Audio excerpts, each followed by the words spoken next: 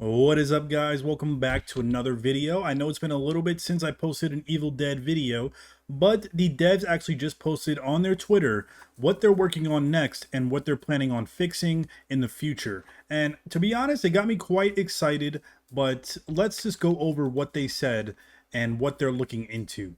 So the first thing they mentioned is about demons feel nerfed. Now they said we're actively looking at ways to improve several areas of balancing for demons in our next patch. We'll explain this in more detail closer to release, but no, we're working to make this feel better. So obviously for all my demon mains out there that's been feeling very weak after these past few updates, they're going to look into try to make it more balanced and more fun for demons. To be honest, me as a demon player, demon has not been fun lately. I don't know what it is.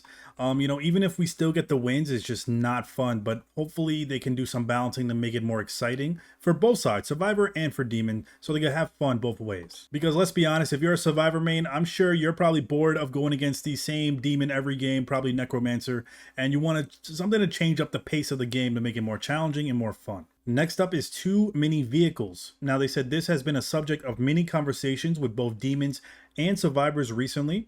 And they said, we agree with you and plan to reduce the number of vehicles on this map as a whole. Also, if players try to use the vehicle to block the Necronomicon at the end, the cars will receive constant damage and until they get destroyed. So that means basically you cannot block the book anymore with the cars, even though I always thought that was a cheap way to even try to win.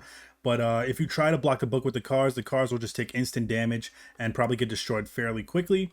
And they're also going to reduce the number of cars that spawn on the map, which is actually pretty good because, having 6 cars per town probably wasn't the best thing, but they will reduce the number of vehicles, but I'm sure it's going to be enough for you Survivor mains to run to and get away, so don't worry about that. Next is objective spawns. They said in the next patch, we're going to increase the minimum distance between objectives so that you don't have them sometimes spawning really close to one another.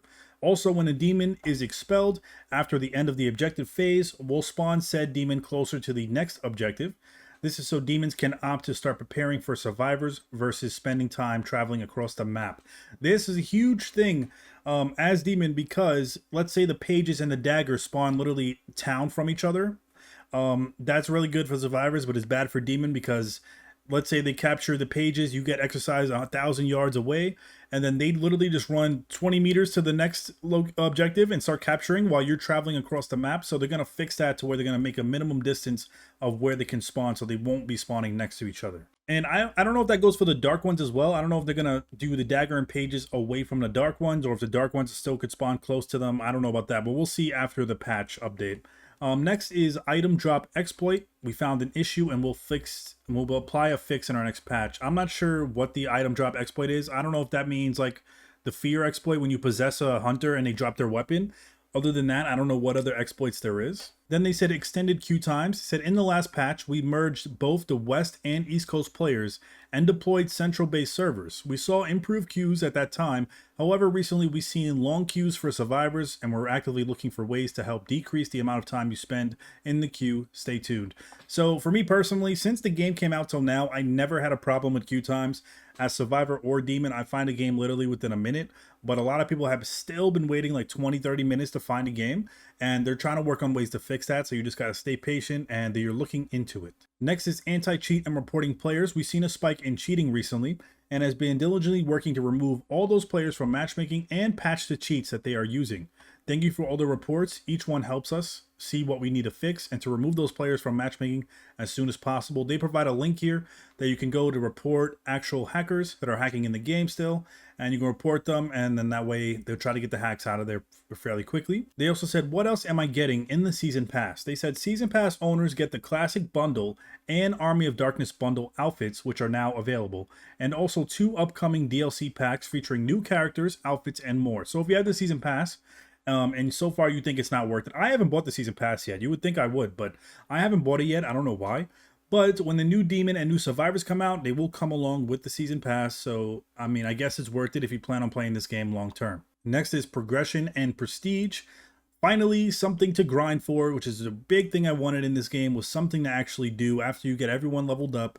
I need something to grind for, and just personally for me. And they said, we heard you, and we're in the early stages of evaluating a new approach to progression in the game. Stay tuned.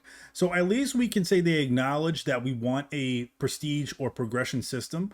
So that means they're going to work for it. This is why I like when the devs actually make posts like this to show what they're looking into and trying to fix. That way we can actually, get excited for it, because otherwise we never would have known they were actually looking into this if they never posted it. So I hope the devs keep doing stuff like this, because it makes me actually excited to go back on the game. And then the last question is, when is the next DLC coming out? Now, they said, actually, we'll have some news for you about this very soon. Keep an eye on our socials. So sadly, we don't know what the new DLC is going to be, but it's saying very soon that they're going to announce something else. And I'm hoping it's going to be a new demon, new survivor. I doubt it's just going to be another new map. It's going to have to be something crazier. So stay tuned for that. I will be posting it on my channel. Whatever they announce, you guys will hear it first on my channel. I will live stream it, everything. So make sure you guys subscribe for Evil Dead content, because even though I haven't covered this game in a few days, I'm still very much into it, as long as they keep adding content. And as always, let me know in the comments what you guys think of these changes coming, and what changes would you like to see in the future that you don't see mentioned here. Simply amazing. Thank you for watching, and I'll see you guys in my next video. Peace.